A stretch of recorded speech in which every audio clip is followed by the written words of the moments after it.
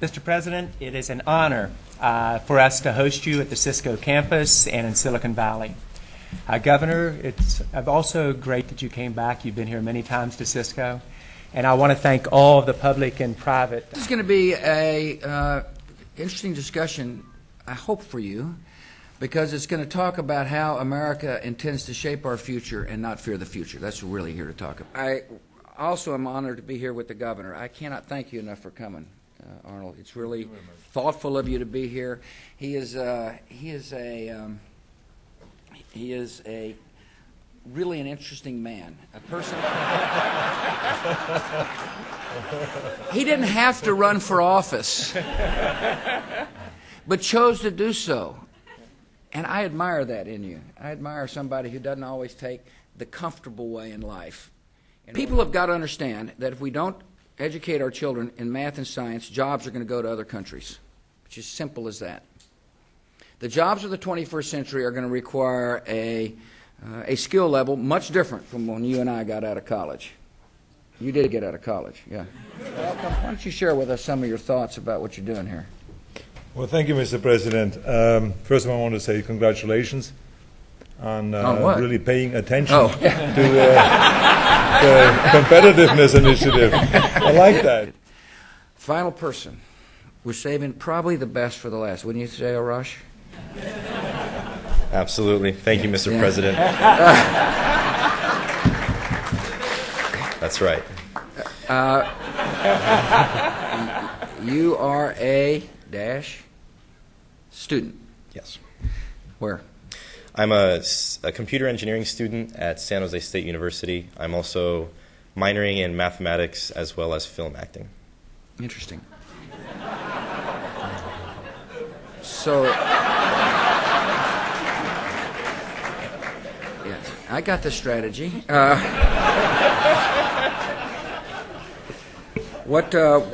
Why did you major in the first two subjects? Sure. It's the first time I've been asked that. Yeah. Well, I decided to do computer engineering because all my life I've been a complete computer nerd, always playing with computers, electronics, taking them apart, destroying them. I mean, my parents wouldn't really let me go too close to the television without, somebody to supervise, but that's basically And your why. dreams? I hope to, after I graduate from San Jose State University, I want to go on to pursue an MBA degree and hopefully start a small business designing consumer electronics components. And what's interesting? Why don't you tell folks your family history real quick, if you don't mind? Absolutely. I'm an Iranian American, and my parents, who are sitting right back there, are from Iran. My mom and dad came here at around 1980, and me and my sister were born here in San Jose. I love America, a country that welcomes people. We've got to be a welcoming society. And, our soul is renewed when people escape societies that can be really repressive and have a son like Arash who sits here with the president and the governor talking about dreams. See, this is a country that has always got to be a place where people can dream big dreams. Whoa. Hold on a second. Mr. Arash Shokouh, how the hell did you get that role? Why did you let him say that? Okay. Before we explain that, we want to introduce to the audience that we actually have the one and only Mr. Arash Shokouh here. Arash, welcome to our show. Thank you, Shokouh. So, how did you ever get a gig like that? Interesting story. I got a phone call from our Dean of Engineering, and she said, well, the White House is looking for some students to sit with President Bush on a technology initiative panel. And so I gave my contact information to her, and the White House called me, and they did interviews and background checks and screenings and just went through every aspect of my life to make sure that I'm not crazy to be able to sit with the president and to discuss this stuff. And tell everybody what you used to. Sure. Previously, a couple years ago, I was the 2003-2004 student body president of San Jose State University. Wow. Previous to that, I was the president of the Persian Club, and currently I'm vice president for the Society of Computer Engineering and for a Toastmasters Club in Los Gatos. So they really say, as the president said, they really saved the best for last. Yes. Thank you. Just to make a comment on that clip that we just saw, and for our viewers, I think voting, since our show is on voting, I think voting is so important because people like George Bush get elected when people don't vote. Don't you agree? No, absolutely, absolutely. And honestly, I think a lot of it has to do with the people not voting. A lot of it has to do with the way that the political system in the United States is structured. But do you feel like, because you ran for office in your school, how strongly do you feel about everyone voting and about the fact that every vote counts? How do you feel about it? Oh, every vote absolutely counts. Absolutely counts. I mean, if you live in the United States, if you pay taxes and you don't vote, you're giving your money away for somebody to do whatever they want without you even having any say in it. So voting is critical. I think they should make it a requirement, to be honest with you, in the United States. You want to get your tax return, you need to vote. You want to get some incentives on something, you need to vote. Get the numbers out there. Actually, somebody asked me in college, so have you registered to vote yet? And this is right before I was getting into student government. And when I told them, no, I haven't registered, I've never voted, they got so mad at me. And see, exactly, those reactions that you're having right now, these people were having with me. And it was very embarrassing. It's kind of like contradicting yourself. It's contradicting yourself, exactly. I didn't realize what the importance was. The other thing is that it gives you a chance to argue later on. Like, if you want to complain about how policies are formed in this country, if you don't vote, if you can vote and you choose not to vote, you don't really have anything to talk about. That's exactly one of the reasons that I vote, if I vote, because then I can complain. Exactly, then you can complain. There's a joke that Robin Williams has in his new movies, like what is it? People in office are like diapers; they need to be changed. So.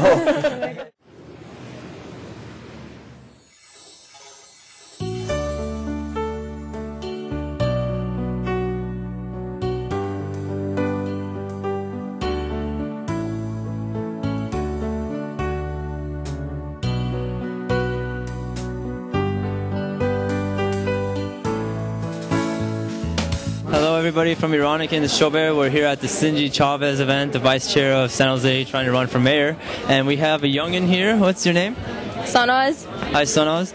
What do you think of an event like this? It's really important to be politically active, like especially in the way that where Iran is standing politically.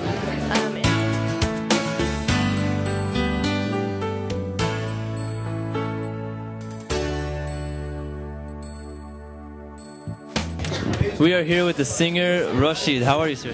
Thank you. It's a pleasure being here. Well, we want to ask you a few things about Iranian community being active in the political realm, and what do you think about it? Sure. So شرکت تو اینجور مجالس و اینجور فعالیت‌ها یه امر خیلی مهم و ضروریه، به خاطر اینکه من خودم فرد سیاسی نیستم، سیاست هم دوست ندارم، هیره. ولی فکر می‌کنم اگر ما با سیاست کاری نداشته باشیم، سیاست با ما کار داره.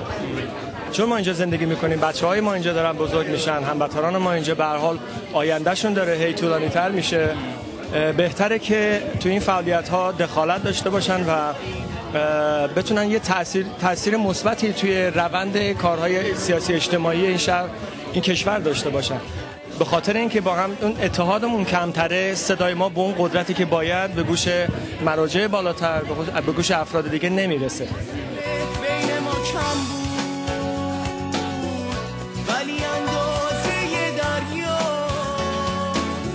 The infamous Mariam here. How are you? How are you? Good. So you want to talk a little bit about you and how long you've been doing this campaign for Sinji Chavez and before so and. Well, I've been working on the campaign for almost a year now, and it's been such a great opportunity and such a great challenge. Like I said, it's been the hardest work I've ever had to do, harder than all, traveling, studying abroad, living abroad, any of that stuff. But it's been a really great opportunity to do so. So, what do you think about Sinji Chavez trying to go towards the Iranian community, especially, let's say, a message for the youth too? So. I think it's actually really smart of her because getting votes, you gotta, not just in that perspective, but you gotta be active with different communities. You have to you have to get other people's perspective of things. After all, one person is representing like a whole region, So, for the youth, what do you say to them in getting active? Because I remember that one time we came to your headquarters, there's a couple of actually Iranian American youth. In general, youth as a whole is pretty active. I was like, man, there's a lot of high school kids here. I wish I had the chance to do that when I was in high school. So what would you say? start with an internship. Internships are a great opportunity. You're never too young, you're never too old.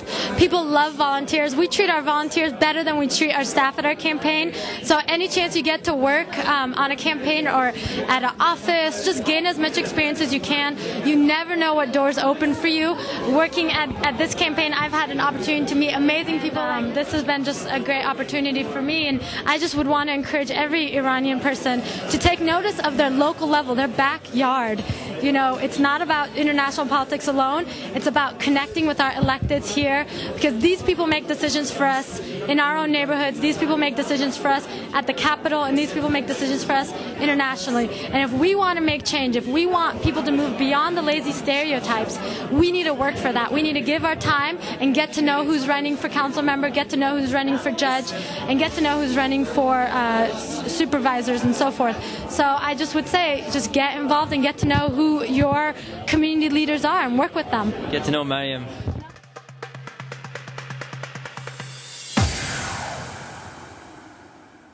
ما چجوری مطمئن هستیم که صدای ما هست وقتی که این الکشن مبناش بر اساس پول و کورپوریشن هست؟ یعنی وقتی که کسی میخواد رئیس جمهور باشه باید $500,000 پول داشته باشه که کاندید بشه برای ریاست جمهوری. That is typically what discourages people from running. But I will say one thing.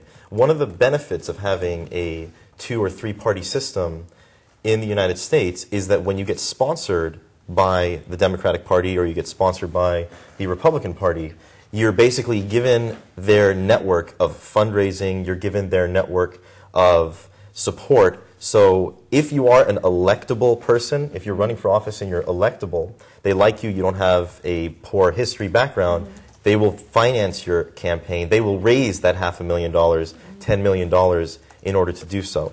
So it's partially true, but if you are an electable person, and what I mean by electable is you run for office, people like you, you can speak, you have good ideas.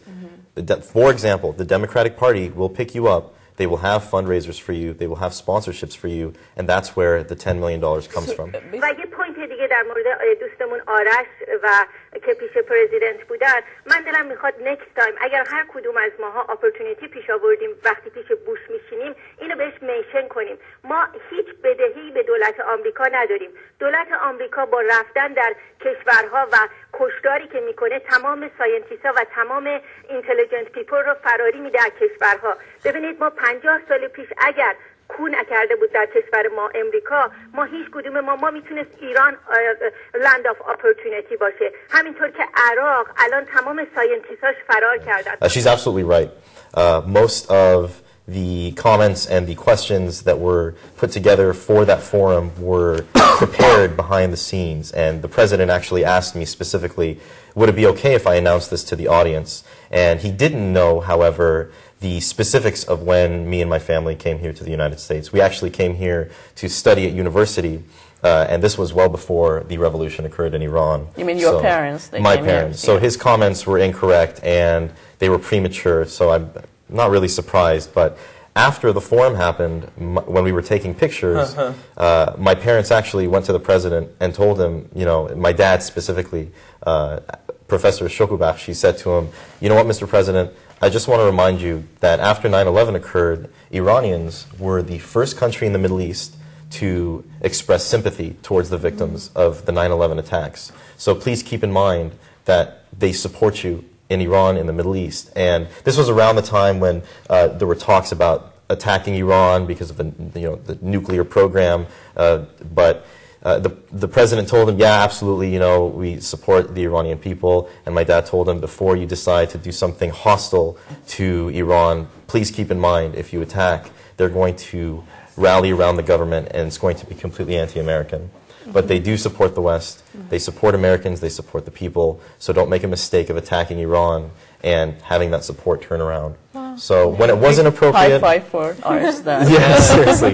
It surprised all of us. But I'm sitting here listening to you guys, and I think it's very interesting. I think it's great that you guys are doing this show. But at the same time, I think it's a little dishonest to sort of portray this as the fact that when you do go to vote, you actually have a choice.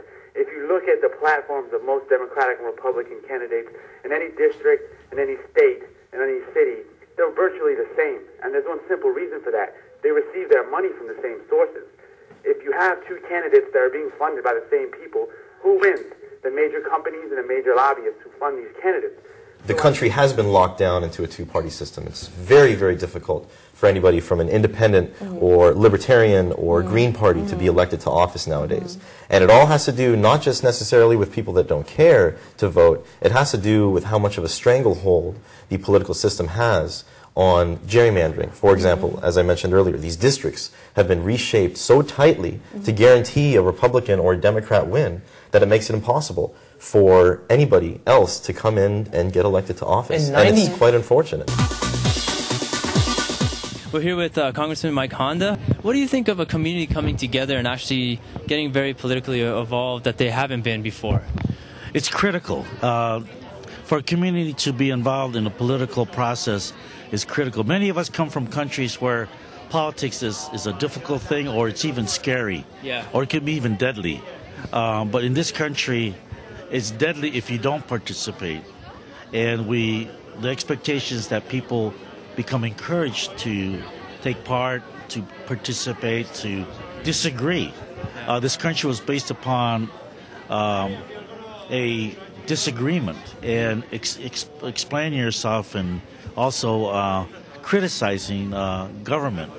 And so it's a very particular responsibility citizens have. Your vote is your voice. And to say it in the language, it's Raye Shoma, Sidaye Shomas. And that's what it's all about. Thank you so much.